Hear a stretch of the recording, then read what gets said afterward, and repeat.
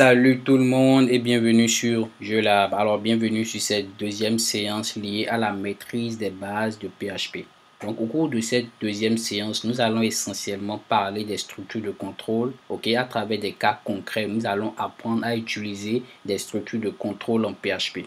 Donc je tiens déjà à dire que si tu es nouveau sur la chaîne, je t'inviterai quand même à t'abonner ainsi qu'à activer la cloche de notification pour ne plus rater aucune de mes nouvelles vidéos. Je t'inviterai aussi à nous rejoindre directement sur Discord pour bénéficier de plusieurs formations en live. Alors, c'est parti. Donc, je tiens déjà à rappeler qu'au cours de la première séance, nous avons quand même commencé, nous avons lancé les hostilités. Nous avons essentiellement parlé de PHP, Nous avons parlé de comment configurer PHP, Si vous avez un PC Windows ou soit si vous avez un PC Mac, Donc, je t'inviterai quand même, si tu n'as pas encore suivi cette vidéo, à aller le suivre pour pouvoir comprendre vraiment cette deuxième séance. Au cours de cette séance, comme je l'ai dit, nous allons apprendre à utiliser les concepts de PHP. Donc, je vais me baser déjà sur notre code, notre ancien code, et on va commencer déjà par parler de comment implémenter tout ce qui est rapport au PHP, comment écrire du code PHP, à l'intérieur de quoi on écrit du code PHP. Donc c'est parti. Donc pour pouvoir écrire du code PHP, on utilise une section. On écrit du code PHP à l'intérieur d'une section. Qu'est-ce que je mets dans une section? Si vous faites comme ceci, hop, et vous fermez ça comme ceci, je viens à la ligne, je fais ça. Donc en réalité, ce que j'appelle section, c'est tout ce bloc-là, tout ce qui sera à l'intérieur de ça. Donc ici, par exemple, moi j'appelle ça section. Et c'est à l'intérieur de ça, en réalité, qu'on écrit. Donc on écrit du code PHP. Donc écriture du code PHP. Donc c'est à l'intérieur de ça qu'on écrit du code PHP. Donc pour parler déjà de la première chose que vous devez savoir lorsque vous avez ouvert votre balise pour pouvoir, votre section pour pouvoir écrire du PHP, on va parler de la notion de commentaire. Parce que lorsque vous écrivez du code, vous allez prendre souvent l'habitude de pouvoir écrire un commentaire, histoire de vous rappeler après ce que, par exemple, cette fonctionnalité l'a fait. Donc, il y a deux manières d'écrire des commentaires en PHP. La première manière, c'est cette manière-là. Donc, ici, je vais nommer ça commentaire sur une ligne. La deuxième manière ici, c'est de faire comme ceci et de fermer ça là comme ceci. Voilà, comme ça. Donc ici, je fais comme ça, je fais commentaire en plusieurs lignes. La différence entre les deux, c'est quoi? Remarquez par exemple, si je viens au niveau de mon code PHP, je fais écho et je mets par exemple information. Si je mets un commentaire ici, donc je vais mettre écho, je vais dupliquer le écho comme ceci, je vais dupliquer ça 3 fois. Je fais 1, 2 et 3. Bon, 4 fois, ça fait rien. Donc, si je prends cette première manière de mettre des commentaires, je fais comme ceci. L'objectif d'abord, c'est de pouvoir mettre tous ces éléments-là en commentaire. C'est-à-dire que quoi, on ne veut pas que ce code qui est ici ne soit exécuté par le PHP. Donc, si j'utilise cette première manière de faire, je serai obligé de commenter ceci, de faire ça, ainsi de suite, jusqu'à ce que tout ce qui a rapport au code soit tout a été mis en commentaire comme ça. Ça, c'est la première manière de faire. La deuxième manière de faire, j'enlève tout le code, je fais comme ceci, hop. Je fais comme ceci. Et je fais ceci. Vous voyez que en un bloc directement, toute cette partie a été mise en commentaire. Donc, c'est à vous de voir lequel vous arrange. Mais je pense que cette deuxième manière de faire va soulagement vous arranger parce que vous le faites une fois pour de bon. Donc ça, je pense que c'est assez simple. Donc, une fois que cette notion de commentaire est assez compris, on va revenir sur la notion de écho. Écho, ça permet de pouvoir afficher un contenu à l'écran en PHP. Si je voulais afficher un contenu à l'écran au niveau de HTML, je peux utiliser la balise P et mettre par exemple ici information. Mais en PHP, je fais écho et je mets par exemple information. Donc ici, pour pouvoir différencier, je vais mettre ici HTML et ici je vais mettre toujours ici, je vais mettre PHP. J'oublie pas de mettre les points virgule au niveau du PHP parce que c'est assez important, sinon il ne va pas exécuter le code. Donc je mets point virgule, je fais une sauvegarde, je repars maintenant au niveau de notre projet, je recharge et vous voyez information PHP. Donc le code que j'ai écrit en réalité, voilà ce que ça a affiché. Donc, si ça c'est bien compris, alors on peut continuer. Ok, une fois que l'écho a été bien compris, ce qu'on appelle écho, donc en réalité, écho permet d'afficher du texte à l'écran, mais en PHP. Ok, maintenant parlons maintenant des structures de contrôle. Si je me rends au niveau de Google, je me rends au niveau de Google, il y a plusieurs structures de contrôle en PHP.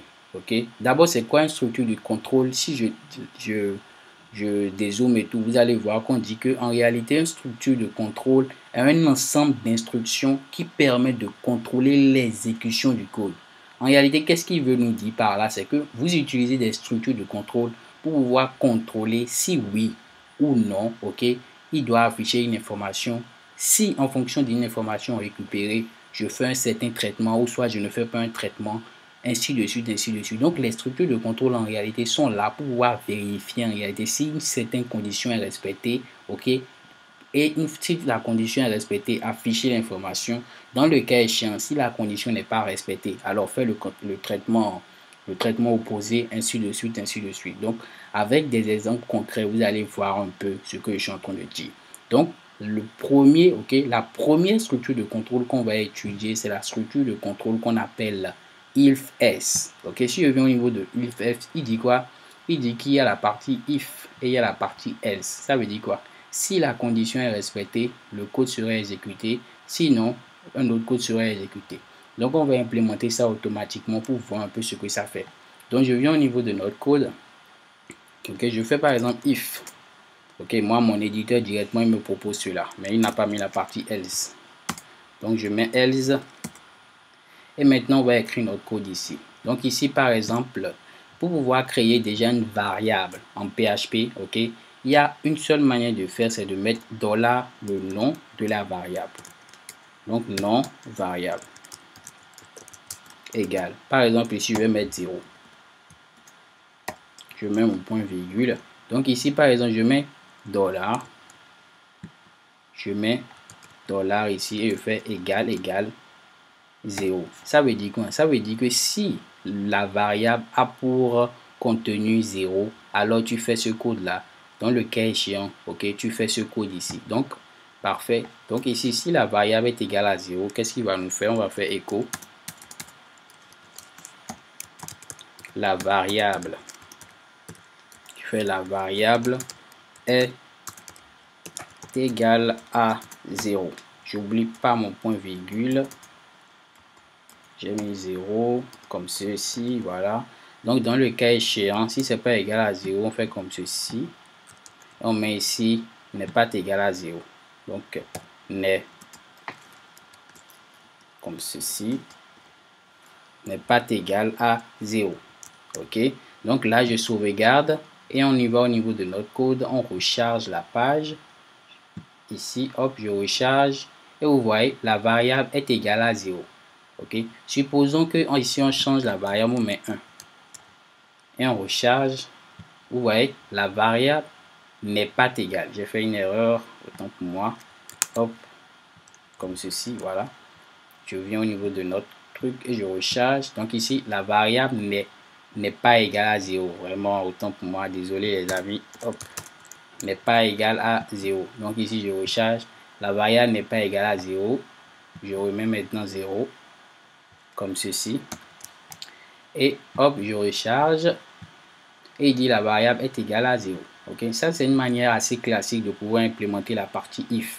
Mais supposons que lorsque la variable est égale à 0, il affiche ça. Mais si la variable est égale à 1, il nous affiche que la variable est égale à 1, ainsi de suite, ainsi de suite. Donc pour le faire, on utilise une autre forme de if qui est comme ça, if. Ok, dans le if, à la fin je mets else, if. Et ici, je mets else. Donc, je vais vous inviter quand même à rester un peu attentif parce que c'est un peu, si vous êtes assez nouveau dans le domaine, ça s'avérait un peu compliqué, mais avec un peu de concentration, je pense que vous pourrez le faire rapidement. Ok. Donc ici, si cette condition est respectée, il affiche ce code-là. Sinon, si cette condition est respectée, il affiche ce code. Dans tous les autres cas, il affichera ce code-là. Donc, on va faire la même chose. Ici, je mets $. Hop, je mets ici égale 0. Donc, si c'est égal à 0, il va mettre ici écho la variable est égal à 0. Parfait. Je n'oublie pas les points virgule. Maintenant, dans le cas échéant, hop, je viens ici. J'enlève tout ça. Hop, ici, je vais mettre si la variable est égale à 1. J'enlève ça, je fais égal à 1. Alors, il va mettre est égal à 1. Donc, dans le cas échéant, ici, il va mettre, je fais ça, je vais dire, je fais une erreur là, voilà. La variable n'est comme ceci. Hop.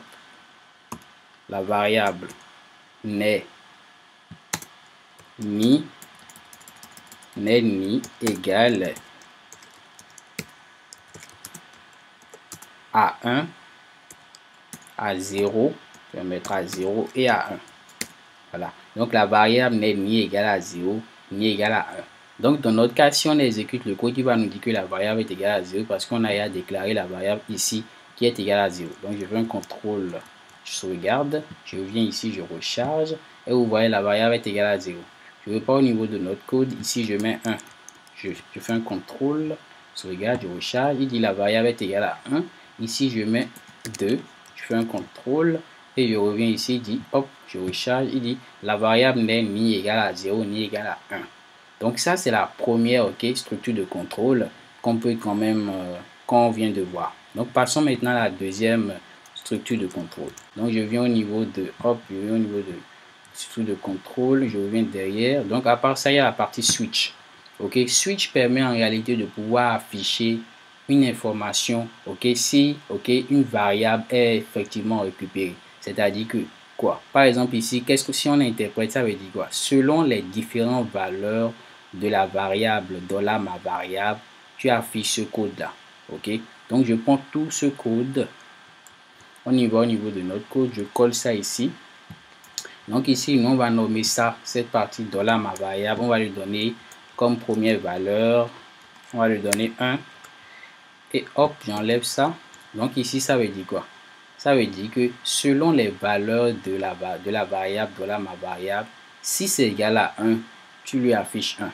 Si c'est égal à 2, tu lui affiches 2. Si c'est égal à 3, ainsi de suite, ainsi de suite. Donc tu affiches juste la variable. Donc nous, on ne va pas faire ça comme ça. On va mettre juste écho. On va dire, on va mettre ici écho. On va concaténer. On met de l'espace. Et on va concaténer encore. Hop, comme ça. Donc écho.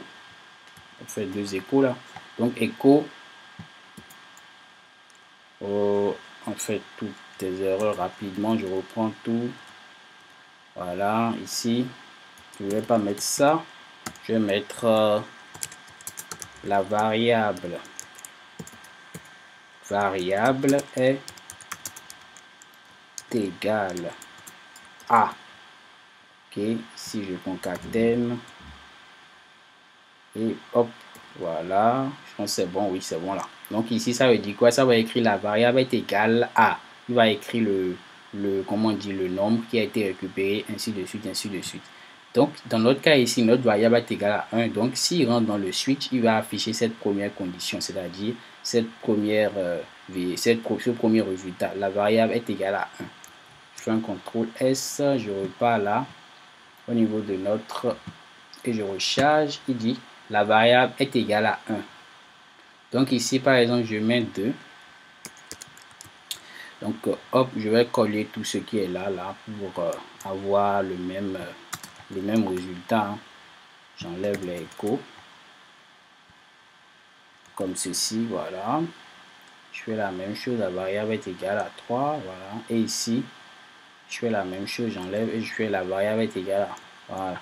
Donc, hop, je reviens maintenant, je recharge. Et vous voyez, la variable est égale à 2. Donc ici, je mets, hop, je mets 3. Vous allez voir que la variable est égale à 3. Donc, ainsi de suite, ainsi de suite. Donc, la partie switch, je pense que quand même, elle est assez simple et que vous ne l'avez pas compris. Et vous l'avez compris autant que moi. Si vous n'avez pas compris, mettez-moi en commentaire. Je ferai un plaisir de répondre à cela. Passons maintenant à la partie, la suite des structures de contrôle. Donc, à part ça, maintenant, on va parler des boucles. En réalité, une boucle nous permet de pouvoir boucler, ça veut dire répéter une certaine instruction jusqu'à ce qu'une condition ne soit pas respectée. Je répète, boucler veut dire répéter une certaine condition jusqu'à ce que, ok, la condition ne soit plus respectée. Donc, si par exemple, je prends ici for, ok, je fais comme ceci. J'enlève tout ça parce que, hop, on vient de finir avec les switches. Je prends la partie for. Ça veut dire quoi? Pour i allant de 0, ok, à i inférieur à 5, plus, ok, exécute-moi la condition. Ça veut dire quoi? Ça veut dire que pour i allant de 0, ok, à i inférieur à 5, tu ajoutes chaque fois plus 1 à 0. C'est que tu ajoutes plus 1 à, ok, à $i. Donc, qu'est-ce qu'il va en réalité faire? Il va à chaque fois, il va exécuter le code et va boucler, c'est-à-dire il va ajouter à chaque fois plus 1 jusqu'à ce qu'on arrive à 5. Donc, je vais passer à la pratique pour que vous puissiez voir ce que je suis en train de dire. Donc, ici, par exemple, je vais faire echo et je vais mettre $i. Et je vais concaténer, je vais mettre ici BR. Et vous allez voir un peu, j'oublie pas les points virgules. Et hop, je viens au niveau de notre code, hop, je recharge comme ceci, je recharge et vous allez voir 0, 1, 2, 3 et 4. Vous voyez qu'il a exécuté la boucle jusqu'à ce qu'on arrive à 4. Parce qu'en réalité, c'est jusqu'à 4 en réalité que la condition est respectée. Parce que 4 est inférieur à 5. Donc, il s'arrête automatiquement là. Si je suppose que ici, je mets 10, je sauvegarde, je viens au niveau de notre code, je recharge. Vous allez voir qu'il va faire ça jusqu'à 9. Donc, vous voyez un peu l'utilité de la partie for. Parfait. Donc, passons maintenant à la suite des structures de contrôle. Hop. Je reviens toujours derrière et on va partir maintenant à la partie for each. Ok, for each aussi c'est la même chose, sauf que lui permet de boucler en réalité sur des tableaux. C'est-à-dire que lorsque vous avez un tableau, vous pouvez afficher au fur et à mesure les éléments du tableau grâce à l'instruction, à la structure de contrôle for each. Alors passons à la pratique automatiquement. Comment le faire?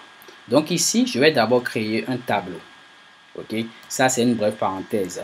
Pour pouvoir créer un tableau en PHP, il y a plusieurs manières de faire. Moi, je vais vous montrer deux manières de faire qui sont assez simples. La première manière, c'est de faire par exemple de déclarer une variable. Voilà comment on déclare une variable. Et de faire comme ça et de mettre les éléments de votre tableau à l'intérieur.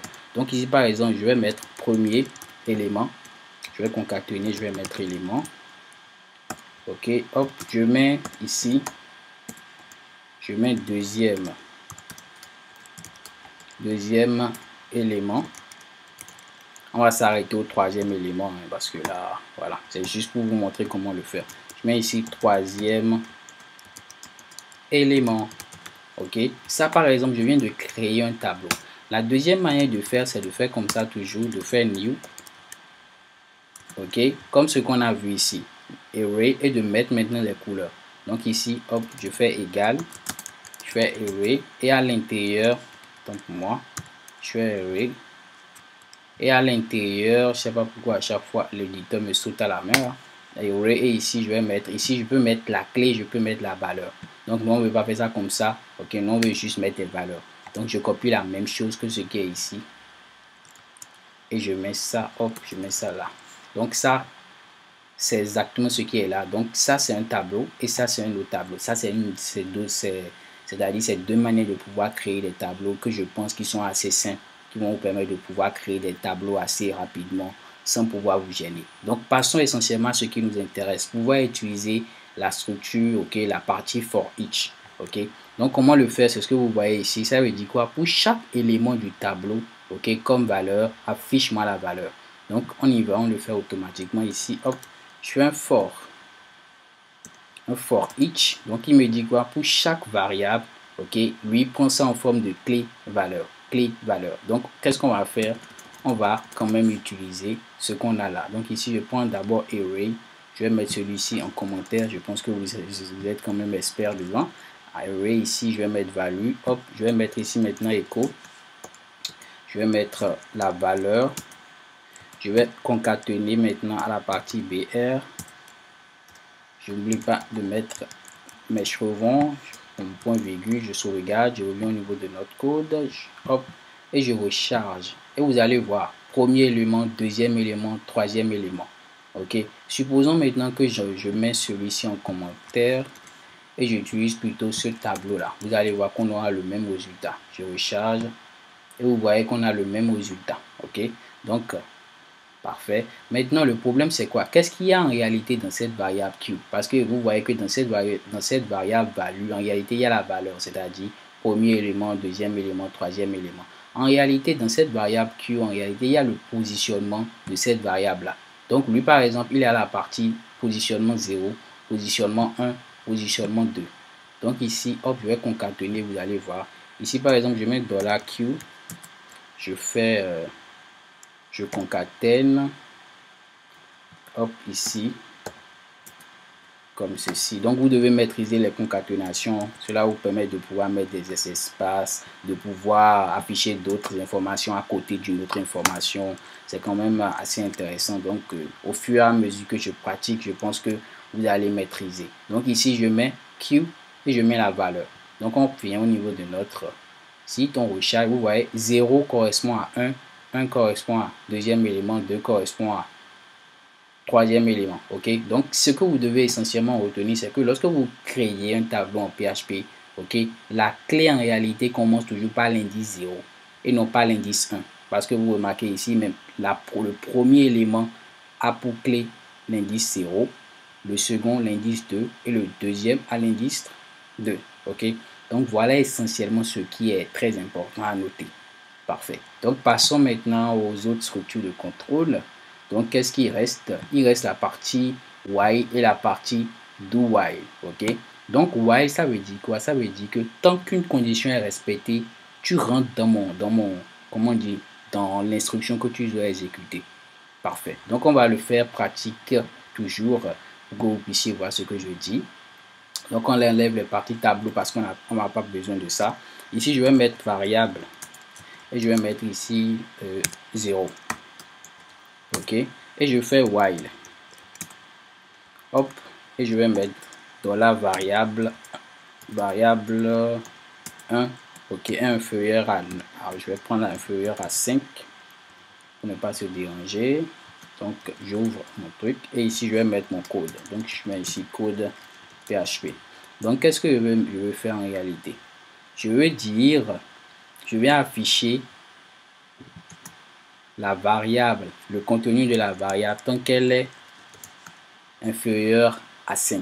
Donc ici, je mets $variable. Donc mon point virgule. Bon, je vais concaténer automatiquement hein, pour ne pas se déranger. Comme ceci. OK.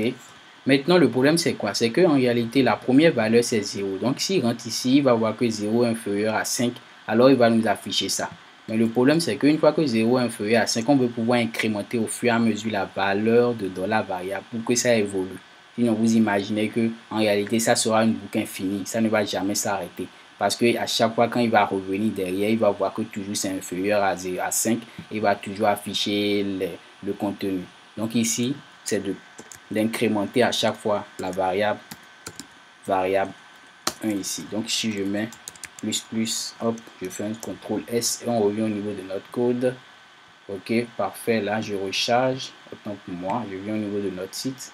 Je recharge et vous voyez qu'il fait 0, 1, 2, 3 et 4. Et après, il s'arrête. Ok, parce qu'en réalité, j'ai concaténé. Ok, j'ai concaténé, j'ai incrémenté à chaque fois. Supposons que je n'incrémente pas. J'espère que ça ne va pas faire ramer mon ordi. Vous allez voir que ça sera une boucle infinie. Infinie parce qu'en réalité, il ne va jamais s'arrêter de le faire. Parce qu'à chaque fois, quand il vient au niveau de notre truc, il voit que ça ne marche pas. Donc ici, vous voyez, directement, il fait bugger mon ordinateur. Donc ici, je reviens au niveau de notre condition rapidement et je recharge. J'arrête tout ça et je recharge. Vous voyez qu'il a fait, bugger mon ordinateur. Ok. Hop, et voilà, on revient à la stabilité, enfin. Donc, parfait pour cette condition de while. Maintenant, passons à la dernière condition qui est la condition do while. On voit directement ici, ça veut dire quoi? Ça veut dire fait tant que c'est inférieur à ça. En réalité, qu'est-ce que lui fait? Lui, il exécute au moins l'instruction une fois, peu importe si la condition n'est pas respectée. C'est-à-dire que quoi? Par exemple, si je dis $i est égal à 1. ok, il exécute en même temps ce qui est ici sans déjà vérifier cette partie-là. Et c'est à partir de la deuxième, ok, de la deuxième exécution du code qui va vérifier si en réalité la condition est respectée. Ok, passons maintenant à la pratique. Vous allez voir, je prends tout ce qui est là. Je viens au niveau de notre code. Hop, j'enlève tout ça parce qu'on n'a plus besoin de ça. Je fais comme ceci, j'enlève la partie de la variable. Ok, donc ici, supposons qu'on mette par exemple 4. Ok, et ici, on met inférieur à 3. Qu'est-ce que je vais mettre ici? Je vais mettre echo. Je vais mettre quoi? Je vais mettre $i. Un point virgule. Vous allez remarquer qu'en réalité, j'ai mis $i. Et je dis que tant que le $i est inférieur à 2. Mais déjà, en commençant même l'exécution du code, on voit que le $i est directement supérieur à 2. Donc, en réalité, il ne doit rien exécuter de ce qui est là. Mais vous allez remarquer qu'il va exécuter ça au moins une fois. Ok, il va s'arrêter en même temps à la seconde condition. Je fais un CTRL S. Je reviens au niveau de notre projet. Hop, je recharge. Et vous voyez, il a exécuté ça quand même une fois. Or que déjà au début même de l'exécution, cela ne respecte aucune condition. Donc en réalité, il ne va même pas rentrer dedans. Mais lui, il exécute, il affiche au moins une fois avant de commencer maintenant par vérifier. Donc cela peut être utile si vous avez besoin. Tout cela dépend en réalité de comment vous voulez concevoir votre système. Ok, donc voilà un peu comment utiliser les structures de contrôle. Je suis à la fin de cette deuxième séance, ok, sur les bases de la maîtrise de PHP. Si elle vous a plu, merci de liker, ok, et rejoignez-nous sur Discord. On fait des formations en live. Peace et à la troisième vidéo.